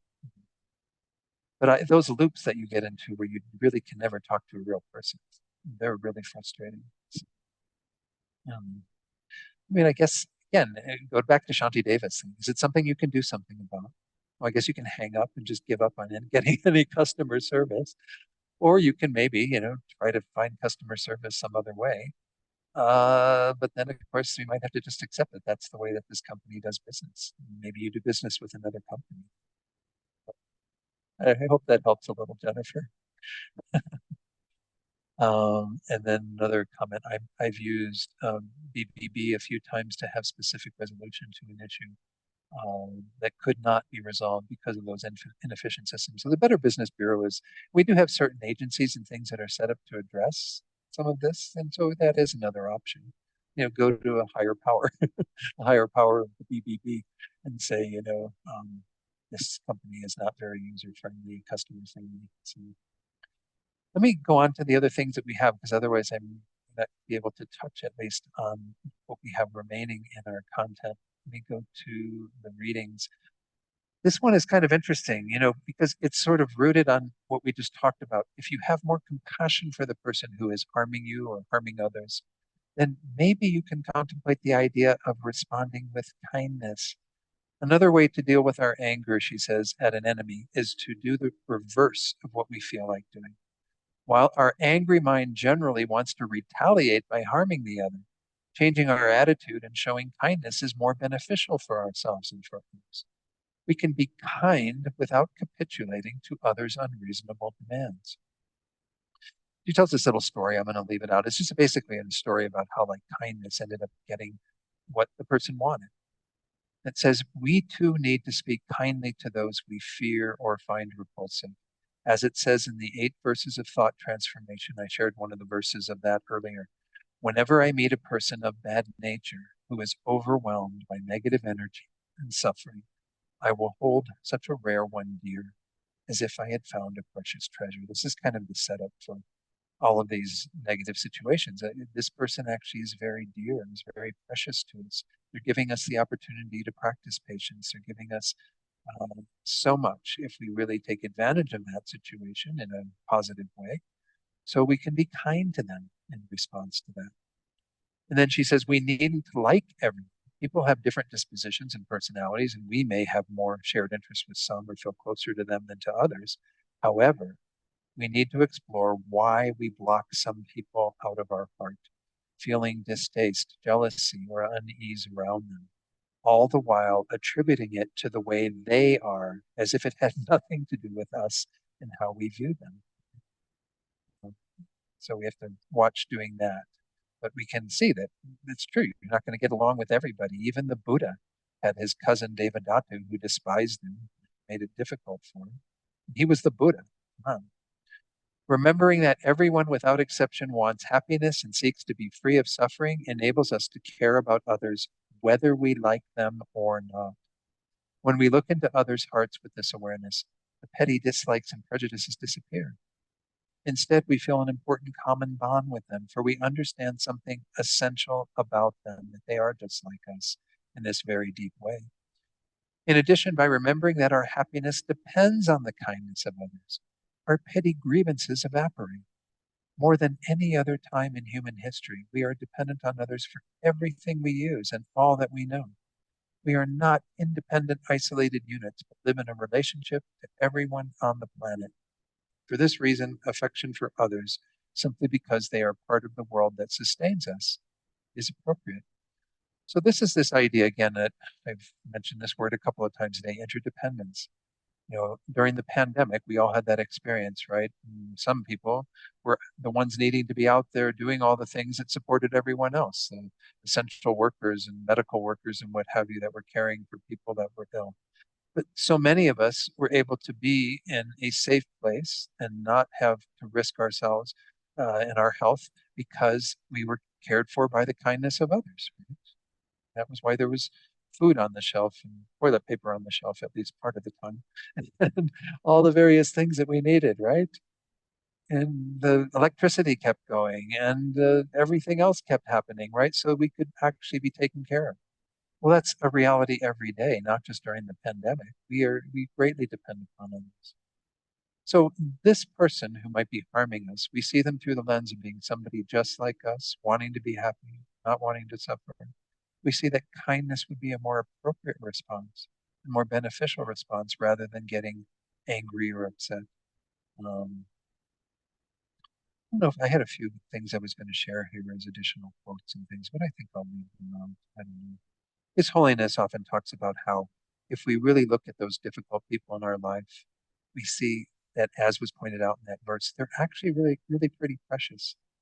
I would say for most of us, the number of people that we have in our lives that are real thorns in our side are probably relatively few, right? Most of the people, I mean, that's why we have those people in our lives that we get along with, right? They are pretty well-meaning and easy to get along with, and we enjoy their company and everything. It's the relatively rare person that comes in and really pushes our buttons. Well, we need those people, His Holiness says. Why do we need them? They can be showing us a kindness by helping us to develop even deeper patience and compassion and kindness and so on. If you're never tested in that way, if nobody ever sticks a thorn in your side and tries to annoy you, you're never going to develop your patience. It's just not going to happen, right? I mentioned this last week. It's like the monk, meditating on patience up in the cave, and until the Lama comes up and starts messing with all of his stuff, he doesn't realize how he can't really practice patience when something's actually happening. It's easy to practice patience sitting on your cushion and thinking about it. When you're out in the world doing things and people interrupt your peace of mind, well, then you have to really practice patience. So we need those people. We need our quote enemies. So they are showing us an incredible kindness. So we should then be reciprocating with as much kindness as we can towards them. Again, not facilitating their bad behavior. We're not talking about that. Not allowing them to continue to do things that are objectionable. Back to Sasha's question, it's not like you want to create the opportunity for them to do more negativity, but be grateful you have people that push your buttons in your life. I think it's Khalil Gibran. Maybe I'll share that quote. Go to my slides. I'm going to pass over a number of slides because I've skipped quite a few here. There's a wonderful quote from Khalil Gibran. He says, oh, another one. There we go. I have learned silence from the talkative, tolerance from the intolerant, and kindness from the unkind. Yet strange, I am ungrateful to these teachers. You know, we often are not grateful for the unkind and the intolerant and the talkative because if we really learn a lesson from them, of course, I guess Khalil Gibran is assuming that we learn a lesson from them. But if we actually use those interactions with people who are difficult in a very positive way, we should actually be very grateful. When unkind people come into our lives, and it actually reminds us of how important it is to be kind. Well, we can be grateful for those unkind people. They're pointing out to us that truth, that reality. All right, let's just look briefly at the questions that we are to entertain to move our minds in that direction when we go to the practices. And this is still part of practice 6, the last part of it. Is there the possibility of responding to this person with kindness? What does that look like in terms of what you would say or do differently? Again, don't put your safety at risk, but if you think that there's something that can be done differently that would actually be beneficial for that person, that they would actually receive a kindness in the midst of their being mean and upset and angry and whatever. Number 2, is there something in your view of this person that is blocking them out of your heart at this time? Who are the people that you do block out of your heart quite naturally? You see them on the news or you see them at work and you just shut down almost immediately. You have no desire to have any sort of positive thoughts towards them. Number three, does recalling that this person wants to be happy and doesn't want to suffer help you feel a common bond with them and thus respond with kindness? This is the kind of basic truth that the Buddha started. Everything he taught is based on that reality, that we're all simply looking to be happy and to avoid suffering. Number four, by seeing that your own well-being depends on the kindness of others, such as this person, does it help you to feel more affection and gratitude towards them? I mean, anyone we meet on the street that is a random encounter with a stranger, they may be somebody who's actually doing something quite beneficial to you that you don't even know. They're working in the stock area of the store where you go to shop, and if it wasn't for them doing their job, you wouldn't have access to the goods that you need to buy for your well-being. We don't know. Is it possible, number five, at this time to see that you need this difficult person to cultivate true love and compassion for all beings, just as His Holiness was pointing out, that I mentioned? Since in this way they are giving you a kindness, why would you not want to respond with kindness towards them, right? Want to reciprocate. If they're being kind actually by helping us practice patience, it sounds weird, I know, but they are doing that for us, my most precious teacher of patience. Well, then we should treat them with kindness, not anger or upset. Okay, the last one is like the biggest topic, the most difficult topic, but the one that I have the least amount of time to explain. So there's a wonderful little article by Lama Zopa Rinpoche, a teaching, where he says emptiness, meaning the wisdom realizing this profound truth about all reality, the deepest nature of reality, is a remedy for the foundation of all of our delusions, including anger, which is ignorance is the root of all of these. So all the other delusions will disappear with the wisdom of emptiness. The minute one meditates on emptiness, anger, for example, will stop. Anger arises when you believe in the false I, the false object, all this which does not exist. So when one meditates on emptiness of the self and other objects, there's no foundation for anger. This is the most powerful antidote. But if it arises again, if your anger arises again, it's because there's no continuity of the meditation. The meditation, the mindfulness has stopped. The problem is to remember the technique. Once you remember the technique, it always works. When you don't remember the technique, it is delayed and the delusion, anger, and so forth has already arisen and taken you over. So we're going to talk about the technique in a moment. Let me just give a real brief introduction to this for those of you who are new to this topic. Again, many of you have studied emptiness. It's taught as pretty much the last topic of the stages of the path to enlightenment. Why? Because it is the most difficult to realize. But it essentially is revolving around this sense that we think that things have kind of an established identity, that anything that we talk about, though the main one, of course, is this I that I'm pointing at here for me, and all of you have your I, your sense of a person that you think has some sort of inherent identity that isn't existing in a dependent way, but rather in an independent, kind of on its own. We sort of set up this sense of self to be that concrete and independent. And that's on the basis of that we then get ourselves in trouble. This is the core teaching that the Buddha gave right from the beginning, is that at the root of all of our suffering, of cyclic existence, samsara, all of what we've been talking about throughout these 2 days, all of this is arising because of this strong clinging to an I, clinging to the sense of me. Not just in the sense of me being most important, that's a distortion that occurs on the basis of that frequently, but the idea that this is real. And this is the investigation we have to go into, is there a real I here? Pointing to my chest, but that's just so I can be on the camera here. Is there a real I anywhere here? Can I find a real I to exist? And by real, we mean something that is findable, identifiable, concretely, independently there. That's how it appears. And especially when we are challenged by these things in our lives, all of what we've been talking about, all the incidents where someone is coming in and disturbing your peace, oftentimes that's when the I seems most real. Kind of rearing its ugly head and saying, how dare you do that to me? like we are defending something that is this real sense of an I.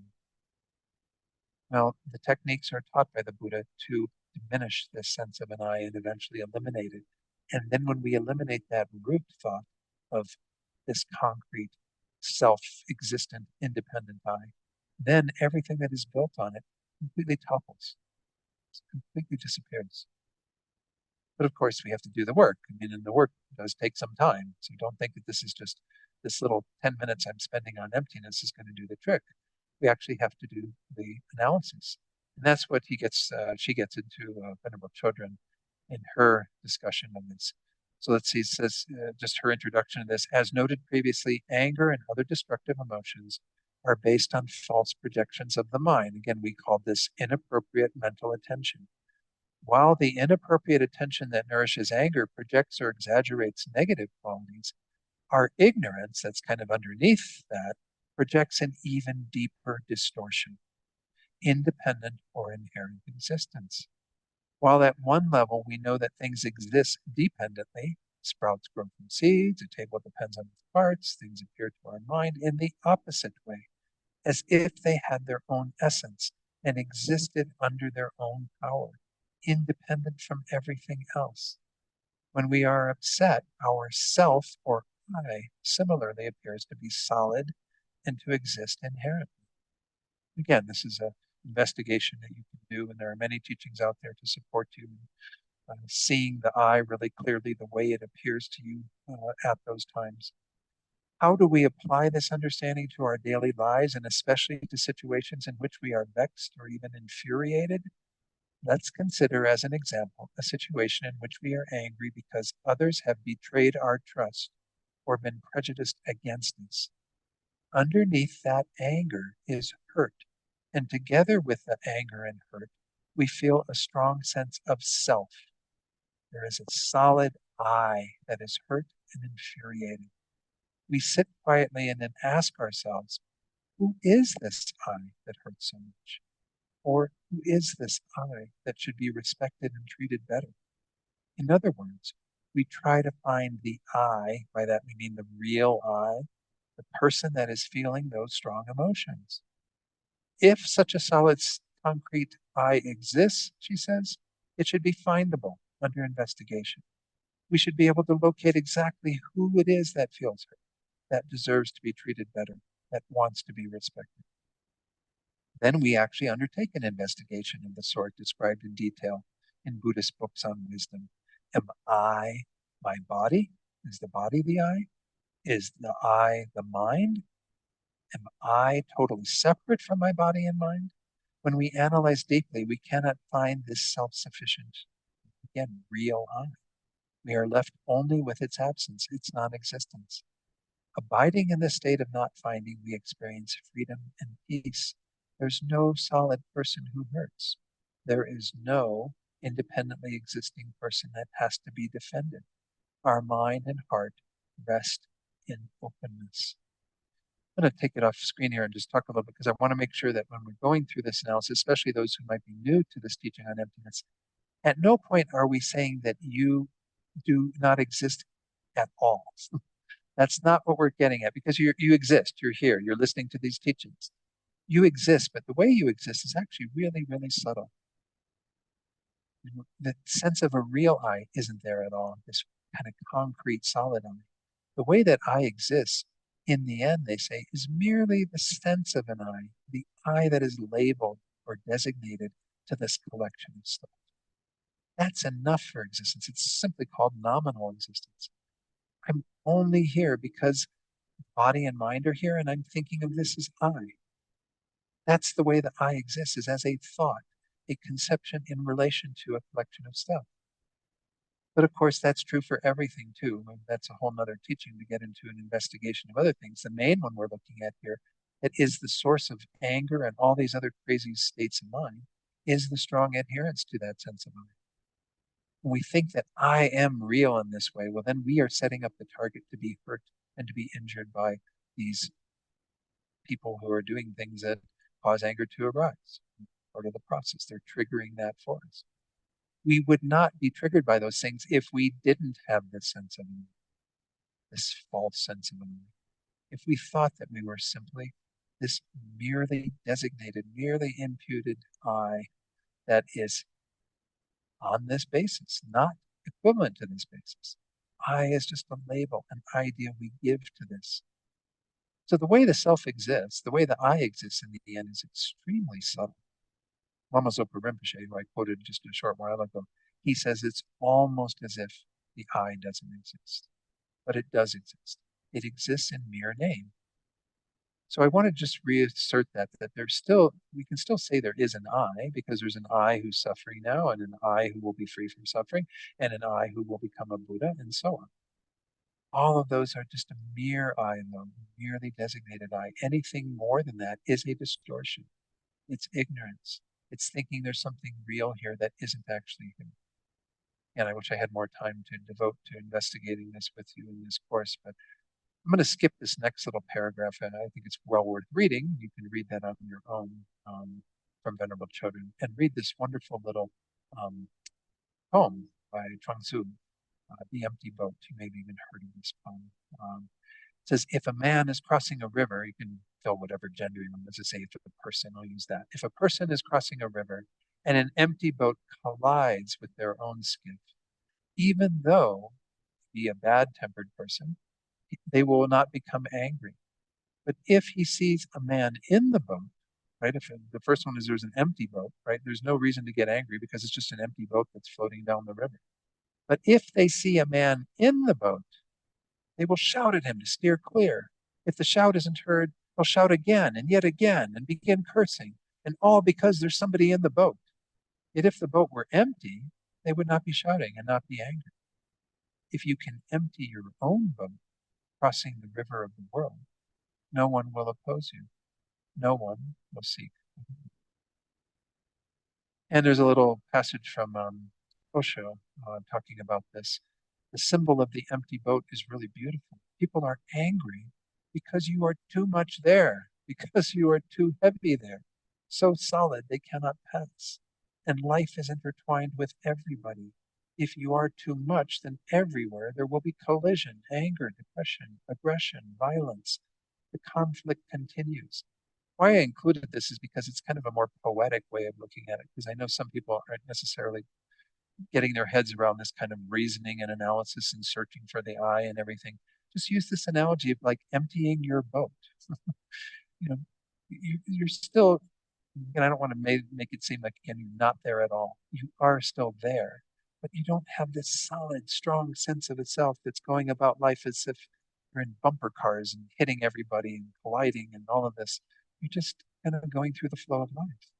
And these things are not hitting a target because there's no target there to hit. Again, it's useful to do the analyses to diminish the strong sense of that target, that strong sense of that I that we feel is so real.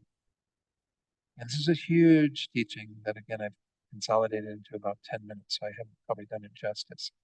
This is the main teaching that will, in the end, uproot all of our ignorance and all of what distorts our mind. It's what it allows you to remove the dirt in the water and make the mind completely clear again, to restore, in a sense, the natural clarity that was already there.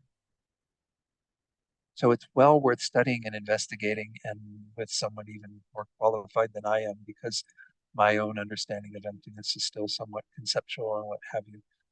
But anyway, yeah, Naga's mentioning that she did read on this empty boat thing, and it seemed to help, yes. And said she'd gotten annoyed by someone. Hopefully it helps. We kind of think that we need to kind of empty our boat. We're too full of ourselves. As long as we keep going through our life with that strong sense of an I, we're just going to run into more obstacles. We're just going to have more things that oppose it, and that we feel we need to defend that I in the face of those things. Does make some sense, even with just kind of a poetic understanding of it? Maybe not without all of the detailed analyses that support it. So, okay, so I have given you like so many things to work with in some ways. I mean, I hope I've done justice to all of them. But what I like, and I hope that you can appreciate, is, by giving you all these materials, you can spend what time you can investigating them on your own, reading some of the readings again, working with the practices. And my hope for you is that you can find couple that you can make your go-to remedies that you can begin to practice. As I said in last Saturday's class, try starting with the smaller things. If you have somebody in your life who is a bit annoying for you, but it's not over the top, not really horribly difficult, maybe they're a good place to start. Just say, okay, I'm going to try looking at them in this situation through the lens of whatever antidote you choose, whatever meditation you choose, and see if you can make some progress. See how it works. Initially on the cushion, and then take it off the cushion and apply it in your daily life. If you don't apply it in your daily life, then you're not going to know whether the work on the cushion was effective or not. And it might take more than one meditation on these things. And no doubt will take many meditations on these antidotes to actually bring them to mind very immediately and practice them well. That's the goal.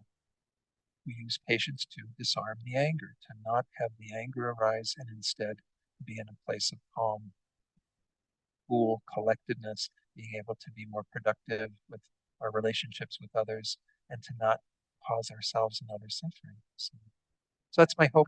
I hope you can practice that way. And thank you all for joining. Let's just do a couple of prayers. Any final questions? Give an opportunity for the next one to talk. So, oh, you're very welcome. Good.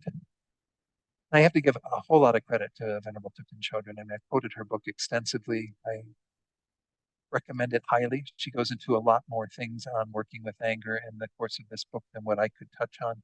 So I tried to, again, extract what she shared and then bring in my own perspective and other stories and things to kind of help elucidate some of this.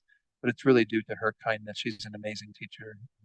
I don't know her real well, but I do know her, and I constantly am applauding her amazing abilities. She's been very close to His Holiness the Dalai Lama in most of her spiritual practice and even done quite a few books with him now. And so she's well accomplished and she knows these antidotes much better than I do. So anyway, I want to pass that admiration on to her. Let's go ahead and do the final prayers. Again, at the end of our classes, we always try to dedicate this positive energy, meaning we sort of seal it with the aspiration that it bring forth the results that we are aiming for, our own enlightenment and the enlightenment of all beings free from suffering, finding their true potential of perfect happiness. Due to the merits of these virtuous actions, may I quickly attain the state of a Guru Buddha and lead all living beings without exception into that enlightened state. May the supreme jewel bodhicitta that has not arisen arise and grow, and may that which has arisen not diminish but increase more and more. It's kind of making that wish that that most positive state of mind that's going to guide us all the way to enlightenment, that grow and develop and not decline. And we're going to do the prayers for His Holiness first, and as we recite that, for his good health, long life, for all his holy wishes to be fulfilled, think about all the other teachers that we have in our lives or that others have, and make that strong prayer about them as well. The wish-granting, wish-fulfilling jewel, source of every single benefit and happiness in this world, to the incomparably kind Tenzin Gyatso I beseech. May all your holy wishes be spontaneously fulfilled. Then we'll do these few verses that pertain to our spiritual director, Lama Zopa Rinpoche, who passed away last April, making strong prayers for him to be in this world again to benefit us and others. Fearless teacher and assembly of the children of the victorious ones, Shravakas and Pratyeka Buddhas, victorious Losang, father and sons, along with the lineage masters, all the objects of refuge of infinite lands, please bestow the virtue and goodness of accomplishing this prayer here and now. Holding and spreading the Muni's precious and complete teachings, through explanation and practice, you wore the armor of patience that is never discouraged. Incomparable Venerable Guru, to you I make request. While striving single-pointedly for the sake of the victorious one's teachings, the sole gateway through which all benefit and happiness emerge, and from other living beings, you suddenly departed to peace. What a great loss. Nevertheless, through the undeceiving truth of the blessings of the ocean of the three jewels, and the great waves of bodhicitta of the children of the victorious ones, may the smile of a reincarnation swiftly beam in glory for fortunate disciples. We're going to dedicate then, lastly, for anyone that we're holding in our heart right now. And I might mention, for those of you who don't know, one of our monastics, Mummy Max, who's been around from the very beginning of the FPMT that Lama Yeshe and Lama Zopa founded so many years ago, that her health is declining and it's looking like we're approaching the end of her life. And so if you would like to do some additional practices for her. The medicine Buddha practice is highly recommended by Geshe Sherab, the resident Geshe here, as well as Vajrasattva practice, and certainly any practice you do to try to dedicate for her peaceful transition and for her excellent rebirth in her next life. Mummy Max is a dear friend to many of us in the community, so any of those prayers are appreciated, and we dedicate today for her welfare, that she may again have peaceful passage and all the conditions she needs for her very quick enlightenment. And anyone else who you're holding in your heart, just think about them right now. Anyone who you know who is experiencing great difficulty, obstacles, illness, maybe those who are dying or who have died, and send this positive energy out to them. Think that they become the recipient of that and it immediately removes their suffering. You can use your imagination in that way. Think that immediately all their suffering ended, and also that they are able to achieve the greatest welfare and happiness, actualizing all the causes for that in their mind. And may all beings have this result of perfect happiness and complete freedom from suffering through what we've done here today and last Saturday as well through this workshop. Okay, thank you all so much. Appreciate you being here. I will be coming back in March for a full day workshop as well on forgiveness. And just know that that's kind of an extension of what we talked about here. If we kind of are able to lessen some of our anger, maybe we have the room for some forgiveness in our hearts. And we'll hopefully get a chance to do a little more practice as part of that. That'll be on March 23rd. Same times, I believe, 10 o'clock to noon, and then 1:30 to 3:30. So looking forward to that. All right, everyone, be well. Take care.